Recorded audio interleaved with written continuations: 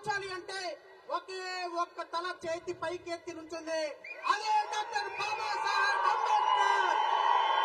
అదే డాక్టర్ బాబాసాహెబ్ అంబేద్కర్. అదే డాక్టర్ బాబాసాహెబ్ అంబేద్కర్.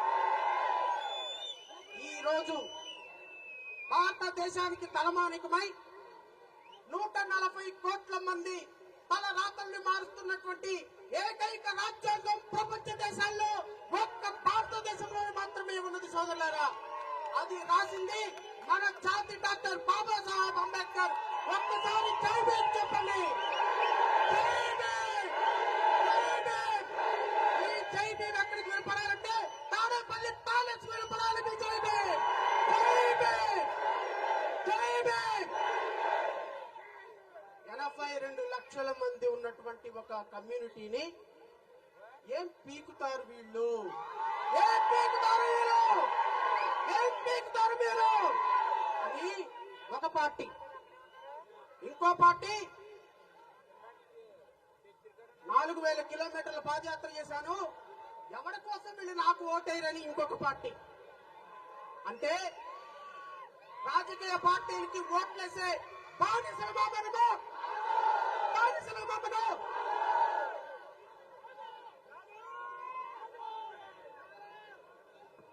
ఒక్కసారి డాక్టర్ బాబాసాహెబ్ అంబేద్కర్ అన్న మాటలు నేను ఒక్కసారి గుర్తు చేస్తాను చూడండి. Freedom of mind, freedom of mind is the real freedom. Freedom of mind is the real freedom. అంటే స్వేచ్ఛ ఉన్నటువంటి మనిషి మాత్రమే నిజమైన మనిషి. A person whose mind is not free, though he may not be in a chains, is a slave.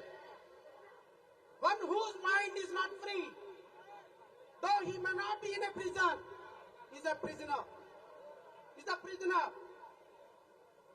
Though whose mind is not free, though whose mind is not free, though he lied, he is right to die.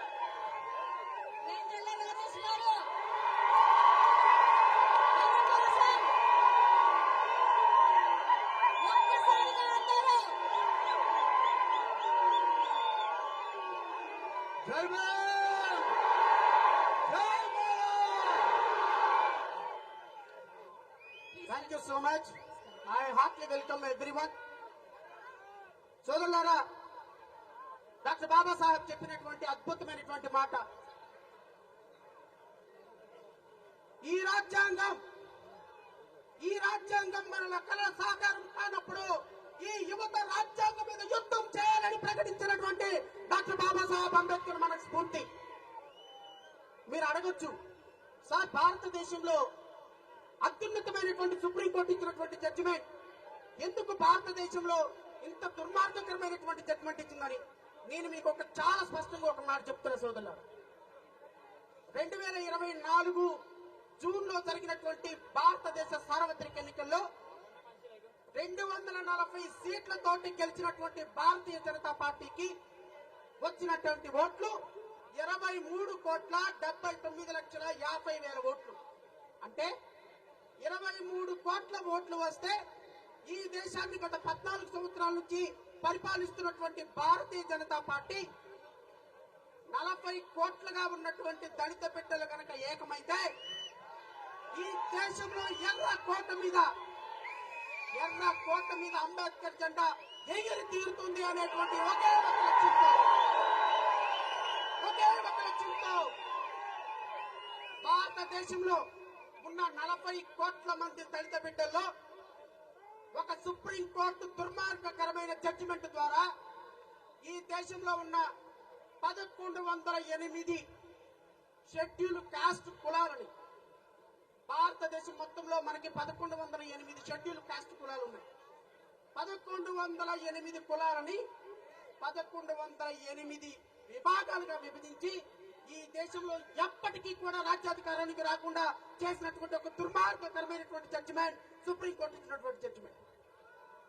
ఈ judgement కేవలం ఒక మాలా బాధితులకు మాత్రమే కాదు, రేపు ఉదయం ఈ క్రిమి లేయర్ సిస్టమ్ వల్ల ఫస్ట్ జనరేషన్ రిజర్వేషన్ వల్ల ట్రైబల్ పీపుల్ కు కూడా ఎస్టీ సోదరులకు కూడా ఈ జడ్జిమెంట్ దుర్మార్గకరంగా మారే అవకాశం ఉంది.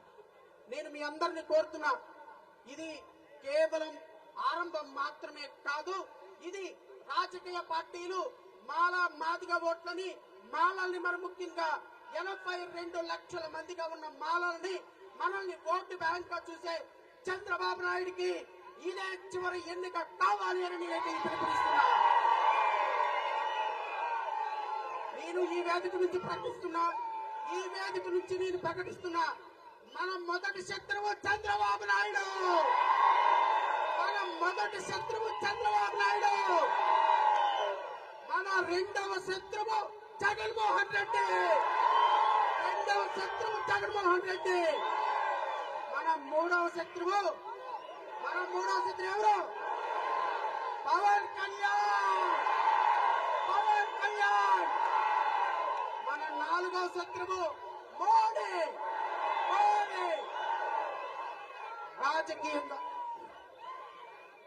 రాజకీయంగా మాలా అంటే వాడు ఓటు వేసే బానిసలాగా చూసే రాజకీయ పార్టీలకి మీరు సమాధానం చెప్తారా చెప్పరా?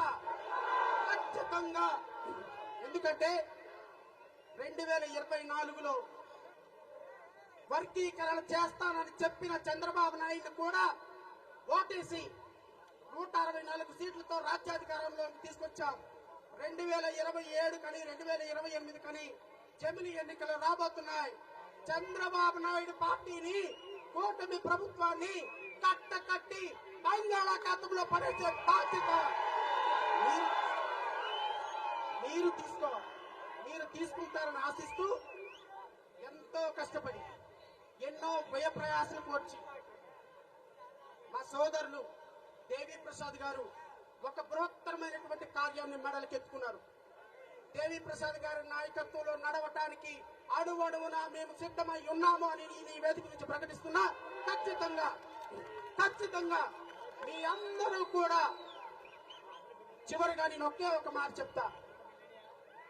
ఇందాక మూర్తి గారు చాలా అద్భుతమైన మాట చెప్పారు. ఎమ్మెల్యే పదవుల కోసం, ఎంపీ పదవుల కోసం, కమిషన్ పదవుల కోసం ఆశపడి బాబాసాహెబ్ అంబేద్కర్ గారిని తాకట్టు పెట్టొద్దు అని.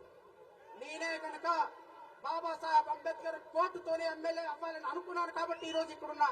Otherwise I would have been MLA or MP by this time. ఈ రోజు అసెంబ్లీలో మాట్లాడి ఉండేవాడిని. కానీ నేను ఒకటే చెప్పినా, బాబాసాహెబ్ అంబేద్కర్ స్ఫూర్తితో నేను అసెంబ్లీలోకి వస్తాను తప్ప ఏ రాజకీయ పార్టీ ద్వారా రాను.